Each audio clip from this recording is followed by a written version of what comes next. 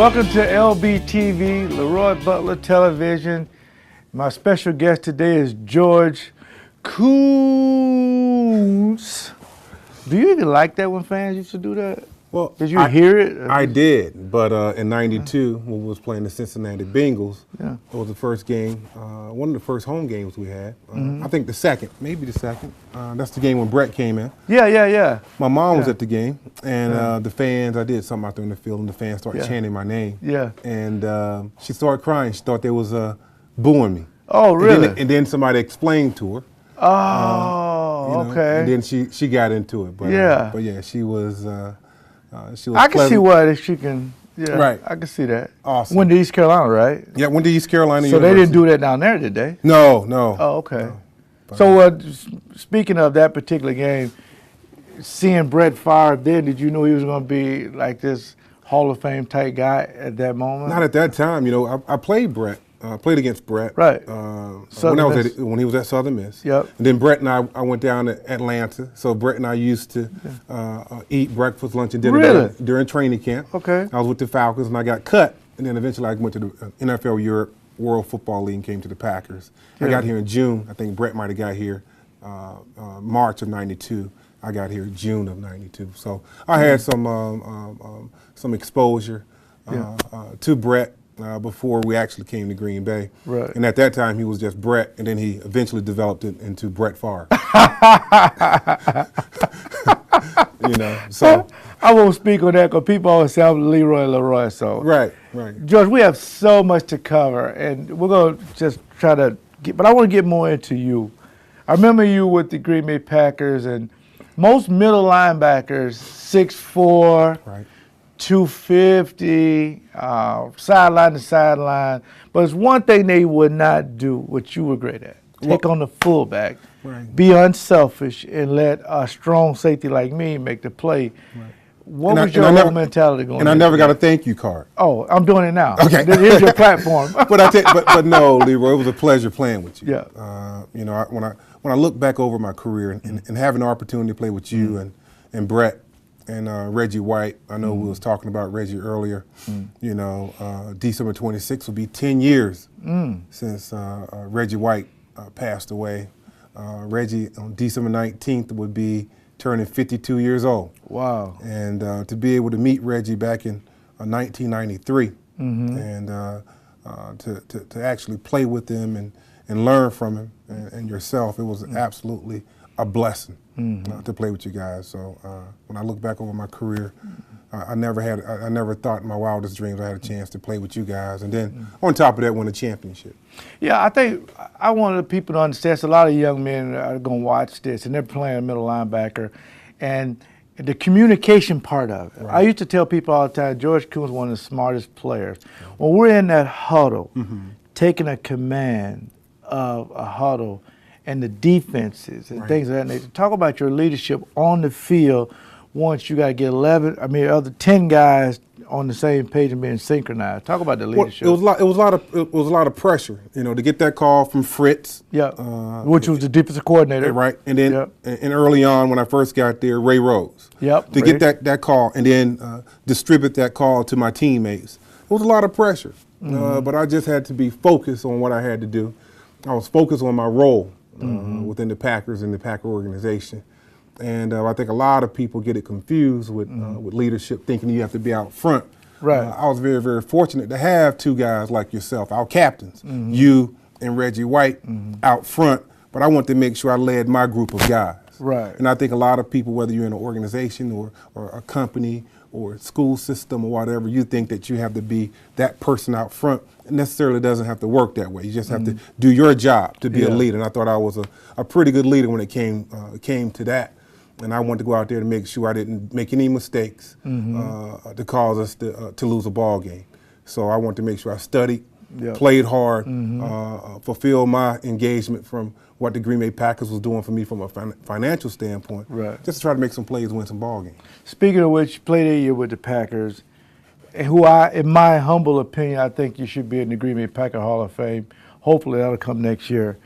And I think that's everybody's dream, to be in some type of Hall of Fame. But what would it mean to you to get the call to be in the Green Bay Packer Hall of Fame, a team that, you know, you basically got your career started with?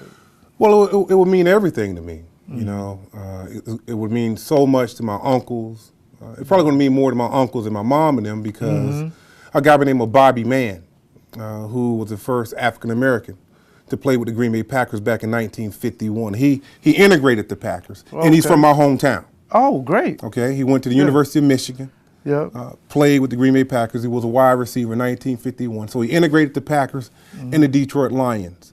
So to be able to go into the Hall of Fame, and he's in the Packer Hall of Fame, to have two individuals in the Packer Hall of Fame would be, I mean, it would be, I can't even explain how that would be to me because not only was he a great football player, he believed in education as well because he went on to get his law degree and he practiced law in Detroit for many, many years. He passed away in 2006. So to go into the Packer Hall of Fame at some point, I hope it happens.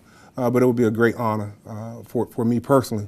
But I think it would mean more to my mom and my uncles. And you know, my dad passed away some time ago, but he would have been really, really proud to go into a Hall of Fame in that organization with that franchise being one of the top franchises of all professional sports. And you were part of a defense. I mean, we don't want to brag, but you were part of a defense that was #1 across the board, and also an offense across the board. I don't think that has ever happened again to what, you know, #1 in defense, #1 in offense, and go to the Super Bowl and win it. Tell me about you and Robert Brooks, the conversation leading up to the Super Bowl, not being able to play. Right. You know, Robert Brooks came in. We came in at the same time in 1992, and we had dreams of playing in the biggest game, playing on the biggest stage, and then not being able to play in the game. You had a good knee injury? I tore my ACL up in I tore my ACL in the playoffs against the 49ers.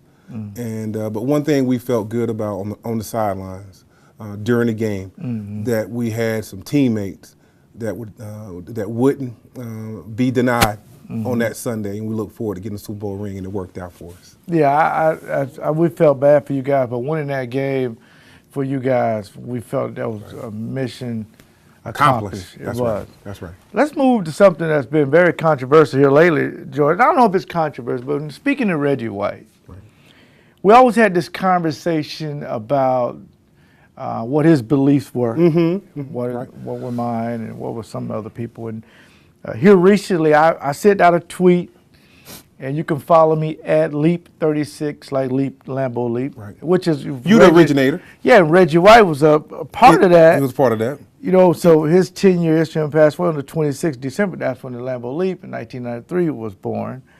And I sent out a tweet, Jason Collins, a NBA basketball player, congratulating him for coming out. When I sent that out, George, I got a message and a phone call from a church I was speaking with. And they say, listen, did you send out a tweet to a young man about being gay or something? I say, oh, yeah. NBA player, Jason Collins, he came out. He was a twin. I was getting into all this. She interrupted me, and she said, you know what? You can't speak about that to our youth program. I said, wait. I've spoken to the kids before. That doesn't even come up. We do address bullying and how, you know, kids have different opinions or whatever, but you don't act on them. You educate, you love everybody. And my mom taught me to love everybody. And we also know everybody's not going to believe that. But I was shocked when I got a call from the pastor, George, and he basically told me, he said, listen, we can't have you come because if you believe what Jason has done, the Lord looks down upon that. And we don't want you speaking to the kids. I say, Pastor, I understand where you're coming from. I respect that, but do you understand where I'm coming from? He started, you know, giving you scriptures. Giving you scriptures. Yep, that's the first thing a lot of them do. And I don't want to judge nobody at that particular time, but I said, you know what? What about John 3:16? And paraphrasing, whoever believes that he gave his only son will have forever eternal life, however that's worded. Right. If you believe that, it doesn't say whether you're gay, straight, black, white. It just says whomever. I was a little taken back by that. Were you surprised when you saw that in the media? Well, when I saw that on ESPN and I read the article, the first thing I did was to pick up the phone. And Right. I gave you a call yesterday to congratulate you because of your beliefs and to really say, you know what, I know they had maybe a speaking fee or something in there, just to walk away from all that because you know, LeRoy, your beliefs and your morals is worth more than anything. Well, that's what he told me, George. He said if I ask for forgiveness, if I take the tweet down, Right. And apologize to the congregation, that he would let me speak to the kids and get the fee. And I said, so you're basically asking me for some 16-year-old kid who's probably in a closet with his daddy's gun, trying to determine should he blow his brains out because all the other kids are tormenting and bullying him about being gay. You want me to tell that kid that I'll reverse all that for money, and I can't do that. Right. I want him to come out of the closet, put the gun away, pay taxes in society when you grow up, just like everybody else, and be accepted. Right. So I think the bigger issue wasn't a political issue, conservative, libertarians, or independent. It doesn't matter about that. It doesn't matter about the religion part of it.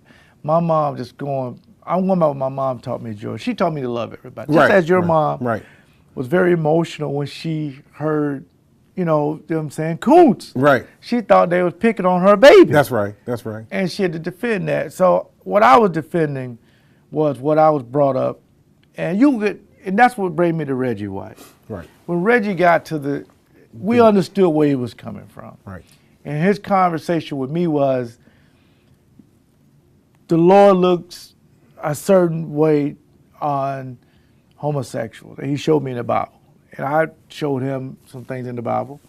And then it dawned on me, and we both laughed, George, that I can go something in the Bible that benefits me. Right, right. He can go to the Bible that benefits him. Right. We're going to agree to disagree. Right. But we love each other. But I think one thing that Reggie and yourself, and we played with a guy by the name of Ezra Tulola. Yep, Ezra, yep. And he didn't come out until after his playing days was done with the Green Bay Packers. But I think because of Reggie, who Reggie followed, our Lord and Savior, Jesus Christ. Yes. Who, in his whole premise, was all about love. So I think Reggie would have accepted Ezra.